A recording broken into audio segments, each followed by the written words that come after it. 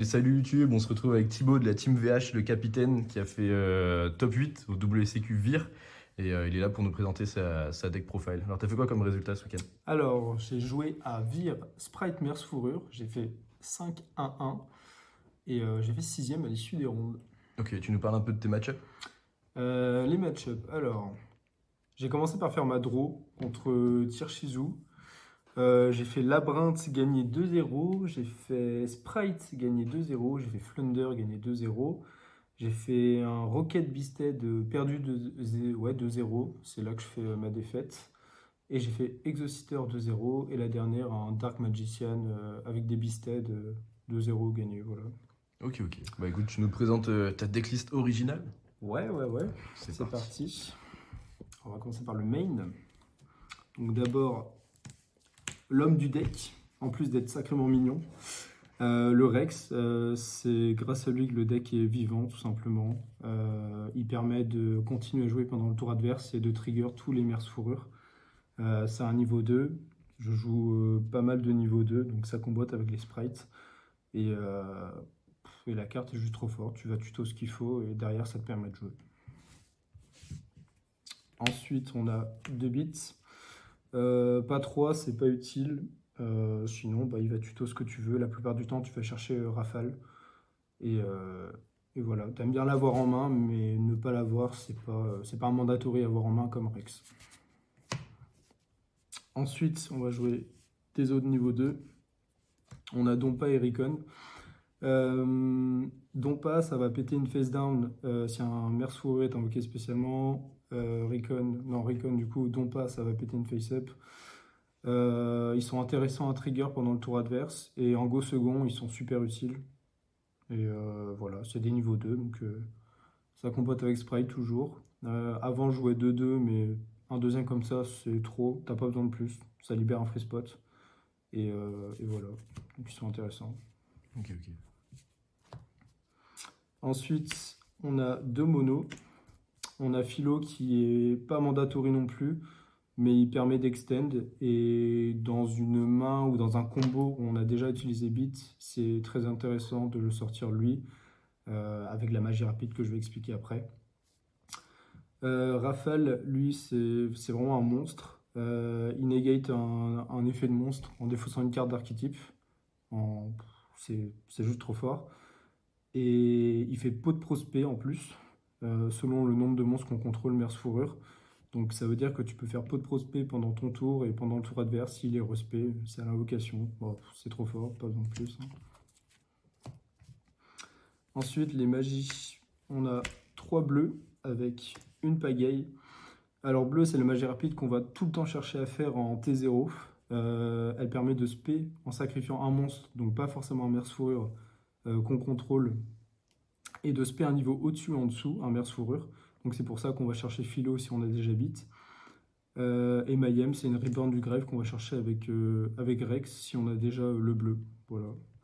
Et c'est des cartes qui sont trop fortes parce que c'est des magies rapides. Et ça vesquille des Veiler Imperm. Enfin, c'est indécent. Donc ça, c'est la partie Merce Fourrure. Ensuite, en Sprite, on va avoir 3 Blue, 3 Jets, un Red, une Carotte. C'est classique, hein. On va expliquer ça. Avec ça, on a un Smasher et on a un Starter. Alors, un mono Starter parce qu'en fait, dans ce deck, Starter est plus une solution face à des situations et c'est pas une condition en fait qu'on a comme dans les decks Sprite où on va toujours vouloir utiliser un Starter ou ça va bait des choses. Donc, surtout dans les matchs comment dire, les matchs post-side où je vais vouloir jouer autour de rouleur, c'est intéressant, ça fait une solution en plus. Le deck joue naturellement autour de rouleur, mais c'est une solution en plus. Et même si on l'a en main de départ, en fait, ça rajoute de la value au board final en rajoutant une carotte ou un red, selon le board auquel on a envie de finir. Ok. Donc, la partie Sprite. Ensuite, les pots de prospect, parce qu'il faut rajouter de la consistance et parce que c'est juste trop fort. Je n'utilise pas forcément tout mon extra deck. Ça va dépendre de si je suis deuxième ou premier. Et voilà. Les free spots, on a 3 Magnamut avec 2 Druisium et 1 Saronir. Classique.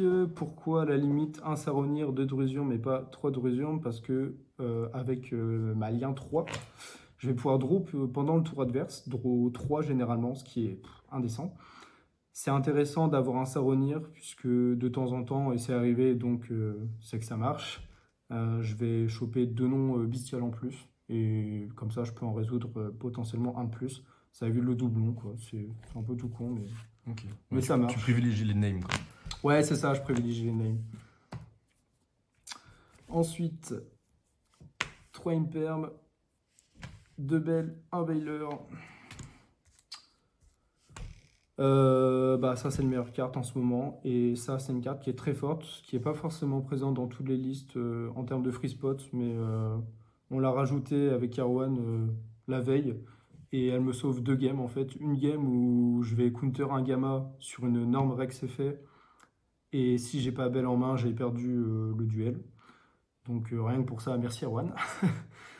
Et elle me sauve aussi dans une autre game, mais je sais plus laquelle, d'une tentative d'OTK avec un Dark qui reborn quelque chose, un sprite je crois chez moi. J'avais Belle en main, il a pass turn et derrière j'ai déballé quoi. Donc vraiment un bon choix. MVP, Elle quoi. m'a bien servi. Ouais, franchement MVP je crois pour le tournoi. Ok. C'était propre. Mono Veiler parce que j'aime pas les Flunder, donc on rajoute une petite interrupt. Et même, même Veiler est une super carte. Mono parce que j'ai pas envie de rendre les bestiales trop en vie non plus chez l'adversaire. Donc voilà, tout le monde joue les bestiales. Donc bon. Et Le call. le call, voilà. Le Ok. call. Oui, call c'est fort. On passe à l'extra deck. L'extra, alors, pour l'extra, je vais commencer par les cartes d'archétype. Donc pour les Merce Fourrure, on a une dague, un Folgo. Lui, il va draw 3 pendant le tour adverse. Voilà, encore une fois, quelque chose d'indécent. Si tu combos Folgo avec Rafale, t'es là, t'as un pot de prospect pendant le tour adverse et après tu vas draw 3, c'est indécent. Tu vas chercher les entraps, tu vas chercher les bestiales. Voilà. Et mention spéciale pour la dague. La dague, elle est incroyable parce qu'en fait, elle te permet de continuer à jouer avec des mains où normalement tu regardes ta main, tu fais ah bah je peux pas jouer. Et en fait, elle est juste trop bien. Elle va respect, elle va extend, elle va trigger les Merciful, généralement beat. Et voilà, elle est trop bien. En go second en plus, elle peut péter une face-up adverse. Ça, c'est cool aussi. Ok, ouais, c'est vrai. Ouais. En vrai, je l'ai jamais fait, mais. C'est utile de l'avoir. Ouais, voilà. 2 gigantiques et un elfe. Avec le recul, peut-être un 3e elfe aurait été intéressant. Gigantique, c'est exactement comme starter. C'est une solution plutôt qu'un mandatory. Je passe pas forcément par gigantique tous mes tours, mais. C'est utile avec 2 Mercenaires niveau 2. Si j'ai pas déballé du sprite, bah hop, gigantique, ça part sur du sprite et je fais de la ressource. Je vais chercher Smasher. Enfin voilà, c'est fort. Ensuite, donc là, ça va être tout ce qui va être générique. On a Dark, pot de prospect. On a Mosquito. On a Avramax, pot de prospect. Je ne l'ai jamais utilisé. On a Package 2, jamais utilisé, pot de prospect. On a Wolo, jamais utilisé, pot de prospect. Et on a le package IP et Unicorn. IP qui fait toujours partie du board final parce que Boons, je trouve ça trop fort. Et Unicorn parce que c'est une bonne carte. Derrière, on va faire Access du coup. Et voilà. Donc ça c'est fort. Et pour les 2 dernières. Le token Yugi parce que je prends l'âme des cartes. Voilà. Et un token Nibiru parce que mon deck prend Nibiru. Mais Nibiru n'est pas joué dans le format. Voilà. On passe au side. Le side. Alors on va commencer avec 3 Storm, 3 rouleurs et 2 Heavenly. Alors, avec Arwan, quand on a fait la liste, quand on a revu ma liste la veille, on avait hésité entre soit 3 Storm ou soit 3 Heavenly. Et en fait, il m'a appris une technique super sympa avec les bestiales en battle phase pour niquer des boards. et gagner la priorité en main phase 2 avec Storm. Ça marche surtout contre Sprite pour éviter les doubles Todd. Et du coup, je me suis dit que j'allais jouer 3 Storm. Heavenly, elle me fait la game contre le Labyrinthe en deuxième, donc j'ai eu raison de la jouer quand même. Ruler, j'ai jamais vu du tournoi, mais c'est une bonne carte. Et surtout contre les rogues, Ruler est intéressante, on sait jamais. 3 drôles, pareil, Erwan la veille qui me dit joue drôle, ça va niquer les Flunder, bah il a raison, parce que le seul Flunder que j'ai joué, la première, il brique, la deuxième il prend drôle, ça dégage. En vrai, drôle. Radical. Ouais, mais drôle, c'est vraiment une bonne carte en vrai. 3 jugements, parce que c'est vraiment une bonne carte. Ça m'évite de mourir sur Ruler. Et puis même, tu peux negate même une normale summon si c'est dépendant dans le deck adverse. C'est vrai. Donc bon, le jugement, c'est fort. Et la dernière? La dernière, celle qui me permet de gagner contre Sprite. Le Red Resonator, voilà. Carte de time, quoi. Carte de time. Si t'avais des changements à faire dans la liste, là, juste après le tournoi, tu ferais des changements ou pas forcément?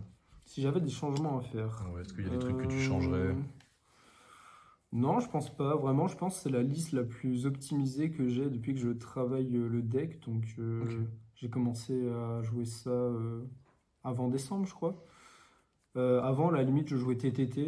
C'est une carte qui est vachement intéressante dans le format. Ouais. TTT, Maintenant, droplet, des choses comme ça, peut-être? Non, juste TTT. TTT, franchement, il y a un monde où je la joue, où je la joue pas. J'ai décidé de pas la jouer pour le tournoi. Je suis très satisfait de la liste. Et voilà. Ok. Des remerciements peut-être à faire pour ce tournoi? D'abord, merci à toute l'équipe. On va rajouter une mention spéciale pour Guillaume et Erwan, qui m'ont prêté les Bestials, les Sprites. Voilà, merci la team d'exister. Mention spéciale à Daniel aussi, qui a fait un gros résultat à Angers. Je suis très fier de lui. Et mention spéciale au coin du jeu, qui nous suit, aux partenaires. On vous met toutes les infos du coin du jeu dans la description. Exactement. Si Guillaume fait bien son taf. Allez, merci Thibaut. Allez, à plus.